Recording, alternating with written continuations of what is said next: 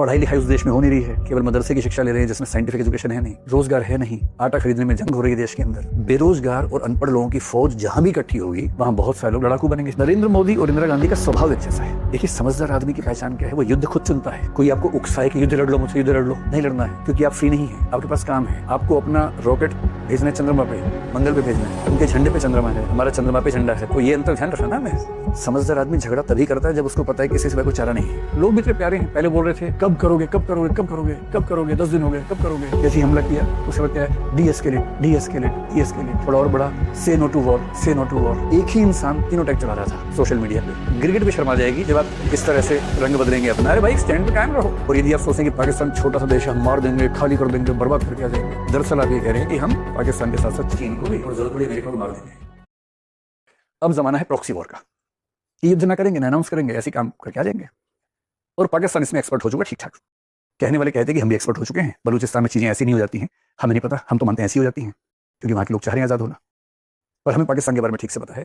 2008 में उन्होंने मुंबई में काम किया, 16 में उड़ी में किया और 2019 में पुलवामा में किया। इसलिए मैं कहता हूँ कि जब आपको तुलना करनी हो, युद्ध की तुलना युद्ध से कीजिए, ऑपरेशन की तुलना ऑपरेशन से कीजिए। और ऑपरेशन को आप युद्ध में कन्वर्ट कर देंगे कि पीओ के लिए किया जाओ। लोग भी तो ऐसी डिमांड करते हैं ना कि पीओ के लिए किया जाओ। 2008 में मुझे इस बात से फर्क नहीं पड़ता कि पीएम कौन था उस समय, सरकार किसकी थी। ये केवल एक फैक्ट है, उससे ऊपर मेरे लिए कुछ नहीं। 2008 में एक बड़ा हमला हुआ, लगभग 175 सिविलियंस की मौत हुई मुंबई के हमलों में। 167 केसेस भारत के थे, बाकी 8 उनके लोग थे जो आए थे मारने के लिए। एक बच्चा था जिसको हमने अरेस्ट कर लिया था। क्या नाम था उसका? हाँ, अजमल का साहब।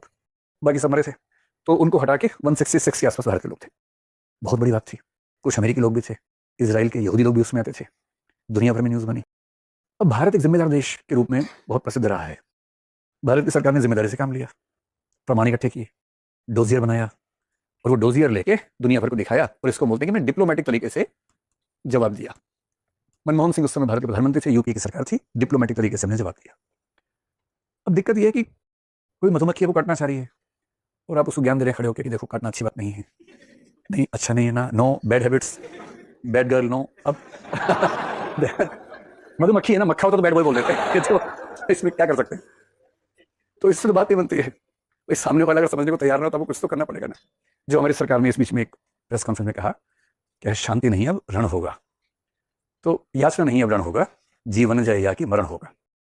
तो जब आपको एक बार समझ में आ गया कि भैया काम नहीं बनता, इनको समझाने से बात नहीं बनती है, दुष्ट लोग हैं, बहुत सारे इनके गुट हैं, कोई जैश ए मोहम्मद है, कोई लश्कर तैयबा है, इस बार पता लगा कि नया आ गया, टीआरएफ आ गया है, द रेजिस्टेंस फ्रंट आ गया। बेरोजगार लोग हैं, पढ़ाई लिखाई उस देश में हो नहीं रही है, पढ़ाई लिखाई के नाम पे ज्यादा लोग केवल मदरसे की शिक्षा ले रहे हैं जिसमें साइंटिफिक एजुकेशन है नहीं, रोजगार है नहीं, आटा खरीदने में जंग हो रही है देश के अंदर, बेरोजगार और अनपढ़ लोगों की फौज जहां भी इकट्ठी होगी वहां बहुत सारे लोग लड़ाकू बनेंगे। सीधी सी बात है। ये बात वहां के साथ, अफगानिस्तान के साथ भी ये हुआ, कई देशों में ऐसा हुआ है।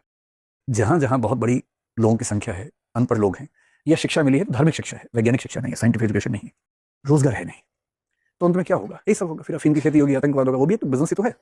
जितना रिस्क उतना बेनिफिट। आतंकवाद बिजनेस में रिस्क सबसे ज्यादा है तो बेनिफिट भी सबसे ज्यादा होता है, तो कई लोग इसमें उतर जाते हैं। तो उन्होंने फिर अपना काम शुरू कर दिया। 2016 में उड़ी पे हमला किया, ये सैनिकों पे हमला किया। 8 में सिविलियंस का हमला सबसे बुरा माना जाता है। उड़ी में 19 सैनिक हमारे मारे गए। और इस समय तक 2014 में नरेंद्र मोदी की सरकार आ चुकी थी। नरेंद्र मोदी और इंदिरा गांधी का स्वभाव एक जैसा है। अगर इनमें से कोई पीएम है और पूरी सपोर्ट के साथ है, मतलब पूरे बहुमत के साथ है, तो आप ये तो मान के चलिए खाली बातचीत तो नहीं होगी, कुछ तो होगा, ये तो आप मान ही सकते हैं। तो इनको लगा आज तक हमारा रिकॉर्ड है डिप्लोमेटिक बातचीत करने का, अब क्या करें। अच्छा, किसी दूसरे देश की सीमा में घुसना मजाक तो है नहीं। आप घुसे और वो कहते कि युद्ध शुरू हो गया, युद्ध शुरू कर दे। और युद्ध में दिक्कत नहीं है। देखिए, समझदार आदमी की पहचान क्या है? वो युद्ध खुद चुनता है। कोई आपको उकसाए कि युद्ध लड़ लो, मुझसे युद्ध लड़ लो, नहीं लड़ना है, क्योंकि आप फ्री नहीं है, आपके पास काम है। आपको अपना रॉकेट भेजना है चंद्रमा पे, मंगल पे भेजना है। वो जो एक स्टेटमेंट बहुत प्रसिद्ध है, उनके झंडे पे चंद्रमा है, हमारा चंद्रमा पे झंडा है। तो ये अंतर ध्यान रखना। मैं हम उनके लेवल पे जाके झगड़ा करेंगे तो कैसे आगे बढ़ेंगे भाई? हमें नहीं झगड़ा करना, वो तो झगड़ा करने को तरस रहे हैं। समझदार आदमी झगड़ा तभी करता है जब उसको पता है कि किसी को चारा नहीं है। चारा नहीं है तो झगड़ा करेंगे, चारा है तो बिल्कुल नहीं करेंगे। तुम मजाक बना लो, हमारा बना लो, हाँ अरे डर गए हम डर गए, हम बहुत डरपोक है, थैंक यू। आप ऐसा करो, उस तरफ चले जाओ, बलूचिस्तान की तरफ चले जाओ, वहां झगड़ा कर लो, हम समझ करो। तो झगड़ा कोई उकसाई और आप झगड़ा करने लग जाए, आपसे बड़ा मूर्ख कौन है उसके बाद? तो ये भी चिंता है कहीं युद्ध हो जाए शुरू, और युद्ध में इतने रिसोर्सेस खर्च होंगे, इतने लोग मरेंगे। एक ठीक ठाक सा युद्ध जो 3-4 साल चलता है, मोटा मोटा अनुमान अगर मैं आपको बताऊं तो रूस यूक्रेन के युद्ध में कम से कम 1 से 2 लाख लोग यूक्रेन के और 4 से 8 लाख लोग रशिया के मर चुके हैं अब तक। ये मोटा मोटा अनुमान है, सच तो नहीं पता लगता इस मामले में। और भारत पाकिस्तान की आबादी उनसे बहुत ज्यादा है। तो अगर 3 से 4 साल युद्ध चल गया तो मोटा मोटा मान के चलिए 5 लाख तो सो रहेगा। और इस 10 लाख में कुछ हमारे घर के भी लोग होंगे ही। तो युद्ध केवल पबजी वाले मूड से करना है, ये बहुत सीरियस बात होगी तो ही करना है। एकदम सूत्र साहिब ध्यान में बता गए हैं। हम अमन चाहते हैं मगर जुल्म के खिलाफ गर जंग लाजमी है तो फिर जंग ही सही। जंग केवल तब करनी है जब कोई चारा ना बचे, वरना युद्ध में आमतौर पर दोनों पक्ष हारते हैं, कोई नहीं जीतता है। युद्ध कौन जीता? कोई नहीं जीता। ये भी हारे वो भी हारे, ये 5 लाख लोग हारे, ये 4 लाख लोग हारे और कह रहे कि जीत गए। हमारा कम नुकसान हुआ तो हम जीत गए। अरे इसे युद्ध केवल तब करना है जब कोई चारा ना बचे, और करना है तो फिर टूट के करना है। फिर ये नहीं कि फुलझड़ी चला के आ गए, फिर निपटा के आना है। और जब तक निपटाने का मूड ना बने युद्ध नहीं करना है। अब सरकार ने क्या तय किया, कुछ तो करना होगा ताकि मैसेज दें। तो इससे करीब 10 दिन के बाद हमारी सरकार ने क्या किया, सर्जिकल स्ट्राइक किया। सर्जिकल स्ट्राइक का मोटा मोटा मतलब हमारे कुछ सैनिक कमांडोज गए, उनका एलओसी के थोड़ा अंदर एक ठिकाना था, पूरा हमने उसका जो नेविगेशन से चेक किया, वहां जाके उनको मार के वापस आ गए। कितने लोग मरे पता नहीं, लेकिन मान लीजिए कि 20 से 50 आतंकवादी मरे होंगे। और देश को तसल्ली मिली कि सरकार देश की सुरक्षा के लिए मुस्तैद है। अच्छा, कोई सरकार कितनी भी तेज हो, आप इस छुपन छुपाई को रोक तो सकते नहीं। किसी देश के आतंकवादी संगठन रात दिन रिसर्च कर रहे हैं, काम कर रहे हैं, और छुपके के दुश्मनों को मार के आ रहे। आप ये जीरो तो कभी नहीं कर पाएंगे। आप ये कर सकते हैं कि ये करने की कीमत इतनी हो जाए कि लोग 10 बार सोचे करने से पहले। अब 2019 में फिर से कर बैठे। उनकी बहुत बड़ी गलती थी, 19 के इलेक्शन से 2 महीने पहले कर दिया।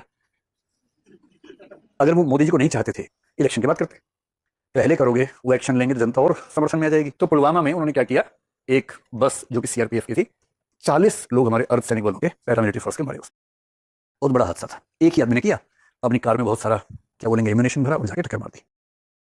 अब ये तो बहुत बड़ी त्रासदी है। अब सरकार को क्लियर था कि जो पिछली बार किया उससे कुछ बड़ा करना होगा। पिछली बार हम केवल एलओसी के थोड़ा सा अंदर घुसे थे, पीओके के अंदर थे। अब समझते हैं एलओसी क्या है, पीओके उसके बाद मेन पाकिस्तान आता है। इस बार क्या किया, उनका एक प्रांत है खैबर पख्तूनवा। पाकिस्तान के 4 स्टेट्स हैं, खैबर पख्तूनवा हो गया, इधर पंजाब, बलूचिस्तान, सिंध। तो खैबर पख्तूनवा सबसे ऊपर जो नॉर्थ की साइड में है वो। उसके अंदर एक जगह थी बालाकोट, जहां एक टेररिस्ट कैंप था। आप कह सकते हैं कि हमारे बॉर्डर से लगभग 50 किलोमीटर के एरियल डिस्टेंस पे था। और अब भारत ने क्या किया, अपने हवाई जहाज भेजे, शब 12 हवाई जहाज भेजे, और बालाकोट के टेररिस्ट कैंप पे बमबारी की। और भारत का मानना है कि वहां करीब 400 टेररिस्ट मरे थे। इनका तो तथ्य भी सामने आता ही नहीं, एग्जैक्ट डिटेल्स आती नहीं है। भारत का मानना ये था। पिछले वीडियो रिकॉर्डिंग करवाना भूल गए थे, तो लोगों ने कहा प्रमाण दो। इस बार सरकार ने वीडियो कैमरा साथ भेज दिया था कि भैया ठीक से पूरा विजुअल्स लेके आना, कलर्स भी लेके आना, ब्लैक एंड व्हाइट भी नहीं, कलर से साथ। अभी कितना बड़ा स्टेप है, आप किसी देश के 50 किलोमीटर के अंदर, और ये पीओके नहीं है, ये असली पाकिस्तान है, किसी देश की सीमा के अंदर एक टेररिस्ट कैंप पर हमला कर रहे हैं 12 विमानों के साथ, और 400 वहां के लोगों को मार दिया है। दम तो चाहिए इसके लिए, मजाक तो नहीं है। तो हमें लगा कि इसके बाद चीजें ठीक हो जानी चाहिए। हालांकि ये लगना मुफ्त है, जब भी आपको लगे, अगर अभी भी लग रहा है कि कुछ नहीं होगा तो भी ये भोलापन है। अब 2025 में जो घटना घटी है पहलगाम में, उसमें इन्होंने 26 सिविलियंस को मारा है। तो मैंने पहले कहा सिविलियंस को मारना ज्यादा सीरियस बात है। सेना पैरामिलिट्री के बीच में झड़प होती है, वो बुरी बात है, लेकिन वो होता है देशों के बीच में, कभी कभी होता है। सिविलियंस को मारना ये बदतमीजी है। तो सीधी सी बात है कि इस पर एक्शन तो होना ही चाहिए था, और ये एक्सपेक्टेड था कि एक्शन थोड़ा ज्यादा बड़ा होना चाहिए। सरकार ने एक बार भी नहीं कहा कि युद्ध करने वाले हैं। वो तो लोग पबजी खेल रहे थे, उनको लगा कि हो ही जाए, मजा आ रहा है, थोड़ा और बढ़ाओ ना, ठीक माहौल बन रहा है अभी। इस बार 14 दिन लिए, फिर सरकार ने कहा कि अब हम सायरन खेलेंगे 2 दिन तक, सिविल डिफेंस। पाकिस्तान से अच्छा सिविल डिफेंस भी छुट्टी है हमारी, और उसी रात को अचानक कांड कर दिया। 7 मई की सुबह यानी कि 6 मई की रात को पहली बार एलओसी के नजदीक एक कैंप, दूसरी बार पाकिस्तान के अंदर 50 किलोमीटर दूर एक कैंप, इस बार 9 कैंप, जिनमें से कुछ पीओके में, कुछ पाकिस्तान के पंजाब में। और पंजाब में भी एक जगह नहीं, बहावलपुर में भी, मुरीदके में भी, और पीओके में भी एक जगह नहीं, मुजफ्फराबाद में भी, सियालकोट में भी। 9 जगहों पर एक साथ। और रोचक बात क्या है, इस बार विमान पाकिस्तान के अंदर नहीं गए, भारत की सीमा में रह के मारा है। आप मिलिट्री एडवांसमेंट समझ पा रहे हैं इसके पीछे, जिसको आजकल बोलते हैं एआई ड्रिवन जो वॉरफेयर है। मिसाइल्स हम छोड़ रहे हैं यहाँ से, जो 50, 80, 100 किलोमीटर दूर जाके मार रही हैं, एक बड़े इलाके के बीच में ठीक उसी घर पे मार रही हैं जहां हमें मारना है। और इसके लिए हमें भारत की सीमा से बाहर निकलने की जरूरत भी नहीं पड़ रही। इसको कहते हैं अपनी मिलिट्री की डिफेंस टेक को प्रदर्शित करना, कि हम कितने प्रिसाइज अटैक कर सकते हैं। आपको मारने के लिए हमें अपनी सीमा से बाहर नहीं निकलना है। अब वो 2019 की बात थी, अब 25 चल रहा है। 25 में आपको मारने के लिए अपने घर के अंदर से मार देंगे हम आपको, बहुत दूर नहीं जाना है। और एकदम एग्जैक्ट उस लोकेशन पे अटैक। सरकार का कहना है कि 100 से ऊपर आतंकवादी मरे हैं। मैं तो चाहता हूँ कि आतंकवादी कोई भी ना बचे, जितने भी मरे। और उसके तुरंत बाद हमारी स्टेटमेंट क्या आई, जो लोग कह रहे हैं, लोग भी तो प्यारे हैं, पहले बोल रहे थे कि कब करोगे कब करोगे कब करोगे कब करोगे, 10 दिन हो गए कब करोगे। जैसे ही हमला किया तो उसके बाद क्या है, डी-एस्केलेट, थोड़ा और बड़ा, से नो टू वॉर। एक ही इंसान तीनों टैग चला रहा था सोशल मीडिया पे। गिरगिट भी शर्मा जाएगी जब आप इस तरह से रंग बदलेंगे अपना। अरे भाई स्टैंड पे कायम रहो। सरकार का स्टैंड बड़ा क्लियर से डे वन पे 3 शब्दों का इस्तेमाल किया कि जो हमने अटैक्स किए हैं, नंबर 1 फोकस्ड हैं, मेजर्ड हैं, यानी एक तो हमने फोकस किया एग्जैक्टली कहाँ मारना है, कितना मारना है, उतना ही भेजा है बम। अगर 1.5 किलो बम से 1.5 किलो ही भेजा है, एक्स्ट्रा नहीं भेजा है, मेजर करके भेजा है। और तीसरा शब्द क्या बोला, नॉन एस्केलेटरी। हमला करने के 10 मिनट के बाद स्टेटमेंट आ गई कि हमने focused, measured, non escalatory attack किया है। नॉन एस्केलेटरी का मतलब क्या होता है, बढ़ाना नहीं है। हमारा काम हो गया, आपने हमारे कुछ लोगों को मारा और हमने उन सारे आतंकवादी कैंपों पे हमला कर दिया, जो 100-150 लोग मरे होंगे, हमारा हिसाब बराबर हो गया फिलहाल। और हमने साथ में ये दिखा दिया कि हम आपके घर के अंदर एग्जैक्ट वहां हमला कर सकते हैं बिना अपना देश छोड़े। पिछली बार हमारा एक पायलट वहां गिर गया था, फिर उसको कूटनीति से, डिप्लोमेसी से लेके आ गए थे। इस बार तो नौबत नहीं है, क्योंकि वो जाएगा ही नहीं, जरूरत है क्या उस चीज की। अब ड्रोन्स के हमले उनके भी हो रहे हैं, हमारे भी हो रहे हैं। युद्ध का तरीका ही बदल गया है पूरी तरह से। और हमने शुरू में कह दिया कि non escalatory from our side, हम नहीं बढ़ाएंगे और तुम बढ़ाओगे तो जवाब देंगे, जितना बढ़ाओगे उतना जवाब देंगे। और इन बातों से फिर सरकार ने माहौल बनाने के लिए कहा सिविल डिफेंस, सायरन बजाएंगे, सब तैयारी कर लो, सबको लगा अच्छा कुछ होने वाला है इस बार, तो उम्मीदें बढ़ गई। पीओ क्या है लगता है, सरकार नहीं कह रही है, सरकार केवल कह रही है कि उस मूर्ख का भरोसा नहीं है, हमने तो केवल इतना किया, क्या पता क्या फेंक दे, किसको लग जाए, तैयार रहो सब लोग। मीडिया की बातें सुन के लोगों ने अज्यूम कर लिया कि इस बार तो पीओ क्या रहेगा, और सब इस मूड में है कि बस मोदी जी इस बार रुकना नहीं है। और मोदी जी मन में सोच रहे हैं भाई तुम 1971 से तुलना कर रहे हो, जब 7 से 8 महीने की तैयारी थी, और हमें कह रहे हो कि 14 दिनों में काम निपटा दें। वाह, युद्ध ऐसे होते हैं। 14 डेज के टाइम युद्ध शुरू हो गया। और ये अमेरिका वियतनाम का मामला भी नहीं है कि आप समझे सामने वाला कमजोर है। आपके सामने जो देश है उसके पक्ष में चीन भी खड़ा हुआ है, उसके पक्ष में अमेरिका भी अक्सर रहता है। यूएसएसआर अभी आपके पक्ष में उस तरह से नहीं है, 25 साल की संधि खत्म हो चुकी है। 1969 में यूएसएसआर चीन पे न्यूक्लियर अटैक करने वाला था, 69 में इतनी नाराजगी थी दोनों देशों में, इसलिए 71 में उसको भी दिक्कत नहीं थी कि चीन बीच में आएगा, चीन से उसकी दुश्मनी थी उस समय।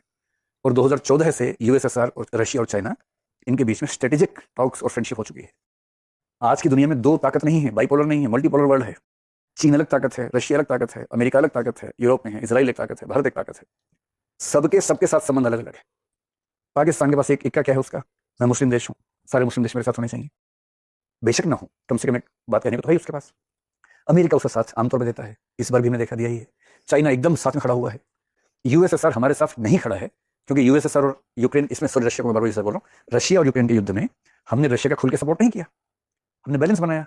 तो इस बार उसने बैलेंस बना लिया, अच्छी बातें हमने की, दूसरे भी कर दी कि हाँ ध्यान से है ना, ज्यादा नहीं, साथ नहीं दिया। इसराइल ठीक ठाक साथ दे रहा है, पर उसकी उतनी जरूरत नहीं है, कितना वहां से क्या होगा। और यदि आप सोचें कि पाकिस्तान छोटा सा देश, हम मार देंगे, खाली कर देंगे, बर्बाद करके आ जाएंगे, दरअसल आप ये कह रहे हैं कि हम पाकिस्तान के साथ साथ चीन को भी और जरूरत पड़ी अमेरिका को मार देंगे। इससे दुनिया में किसको क्या होगा पता नहीं, और सबसे भारी नुकसान हमारा ही होगा। क्यों? क्योंकि हमें वो पैसा खर्च करना था तकनीक में, शिक्षा में, स्वास्थ्य में, हर तरह के डेवलपमेंट में। और यदि वो सारा पैसा और बहुत सारे ह्यूमन रिसोर्सेज युद्ध में ही खत्म हो गए, तो ये समझदारी वाली बात थोड़ा है। और युद्ध जब भी होता है एक लंबी तैयारी के बाद होता है, 6 महीने, 8 महीने, 9 महीने की प्लानिंग होती है।